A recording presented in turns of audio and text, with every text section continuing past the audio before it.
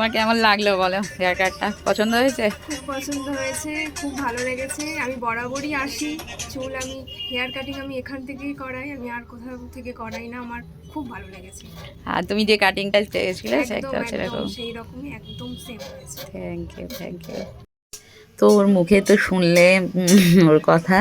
তো দেখো ওর হেয়ারটা খুব বড়, ও একটা হচ্ছে শর্ট হেয়ারের ওপর সবসময়ই রাখে।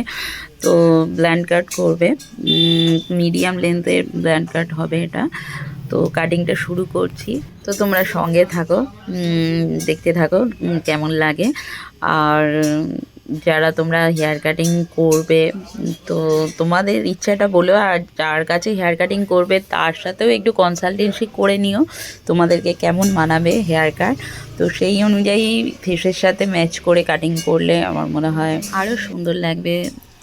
আর তোমরা যারা আমার কাছে হেয়ার কাটিং করতে চাও একটু আগে থেকে যোগাযোগ করে নিও। আমার পার্লারের লোকেশান তো জানোই, ডায়মন্ড হারবার বাস স্ট্যান্ড। যারা ডিসেন্ট চেনো, ডিসেন্টের ঠিক পাশে দোতলার উপর। Thank you.